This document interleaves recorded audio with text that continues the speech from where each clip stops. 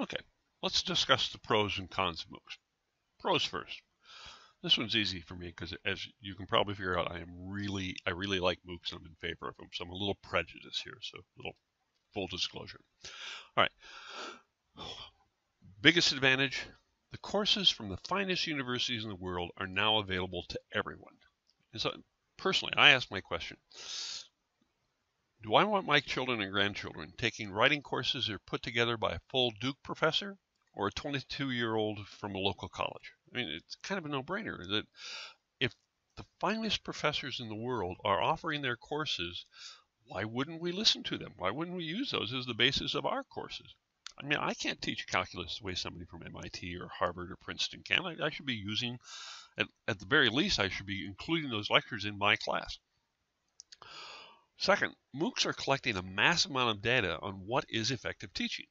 And so I gave an example before. Let me give a different one. 5,000 people are taking a course. On a given question somewhere in the MOOC, 500 people gave exactly the wrong answer.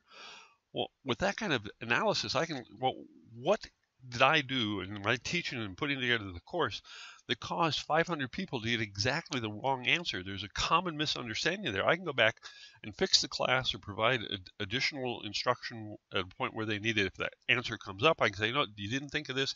So it really, this massive data collection allows us to analyze what works and what doesn't work. Second, there's no need to reinvent the wheel. I always told my district people, we have a world economy. Why do we still have local and even individual lesson plans? I mean, how many ways do you need to teach the Pythagorean theorem or sentence structure or any of the fundamentals that we teach? If the finest professors in the world are putting lessons together on that, let's use them. Don't reinvent the wheel. Second, it opens the opportunity for top-tier education to everyone. There's lots of examples floating around the web where third world students are going now to top-tier schools. I've got an example of that coming up. Now, also, when I was looking through the videos and preparing this presentation, I can't pronounce this guy's name to save myself. Anat Agarwal. He's the MIT professor who put together edX. Now, here are his advantages. It creates an active learning environment where there's immediate feedback. Artificial intelligence is being used in all these MOOCs. You put in an answer and it tells you immediately whether you're right or wrong. Now, in some of the history classes I've taken, it's not immediate, but there's peer review. And so you write an assignment, and then 3 or 4 other people taking the class have to review your assignment based on a given rubric. So you're getting immediate or very close to immediate feedback. Second, it allows self-pacing and individualized instruction. Somebody signs up for a course and they realize, oh, wait a minute, I don't have the math background for this course. Let me go to another MOOC, take that course so I can get the math background, and then go back to the course where I started. Instant feedback, really good deal. It allows for gamification of classes because we've seen people will play games forever and ever and ever. Wait a minute, I just pause the video here while I go play Candy Crush. Nope, sorry. And so this allows for gamification that allows that immediate feedback and positive reinforcement. It also promotes peer learning. That Anat Agarwal gave this example where when he first put his course out there, he was watching everything, probably more than he should have, but he was watching these students from Pakistan and India and Ireland and then the United States and then Brazil, and they were just going back and forth answering a question, and the first answer was wrong, but over the 8-hour period of these guys bouncing things back and forth, they came up with the right answer, and then all he had to type was good answer. So those are his advantages. Daphne Kohler was one of the first people from Stanford who started this. In one of her videos, she talked about what she called the 2 sigma problem. The 2 sigma problem is this: you take a test group of students, you teach them a class based on the lecture basis. You determine the mean score of that class. Now you teach the same class to a similar group, but you use a master teacher, and you take the mean score. Well, the mean score of that class is 1 standard deviation higher than the lecture class. Now you teach the same class again to a different group, but now you use individual tutors. The mean score of that class is 2 deviations higher than the lecture class. And so this problem has been around for 30 years, and they call it the 2 sigma problem. Well, Kohler's argument is that the feedback loops that are in MOOCs allow you to very closely simulate the results of an individual tutor for the class because the artificial intelligence acts as the tutor. So an interesting argument. Now here's one of the kids I was talking about. Oh, I can't pronounce his name either. Batushing. Yeah, you can read it there. Anyway, he's from Mongolia. He took these MOOC classes, and I put the article in here. I can't remember which higher education was, one of the Ivy League schools. Oh, this is a real smart kid. Let's bring him over and have him take some of our courses here.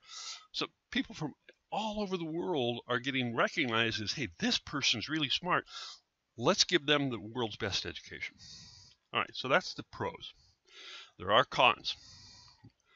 All right, there are extremely low completion rates. 100,000 people will sign up and 3,000 will actually finish the class.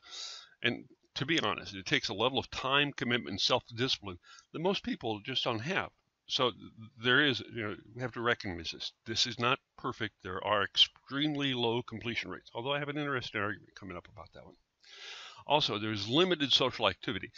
Yes, you can be part of a group and you can network back and forth, but it boils down to this.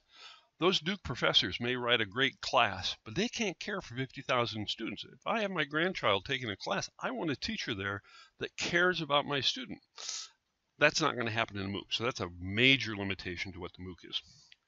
There are other people who are very concerned about what they call the two-tier education system. They fear that there's going to be a top tier of schools with first-rate professors that make all the MOOCs. People who go to those schools, like Harvard and Princeton and UPenn and Georgia Tech, they're going to have wonderful experiences.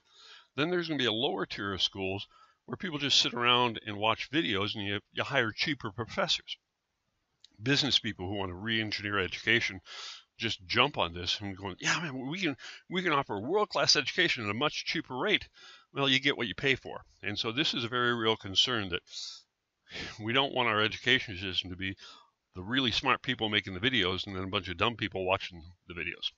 So honest, real concerns about this is not perfect. But here's the argument about the low completion rates. Let's take an Ivy League school. And I just made up these numbers as representative.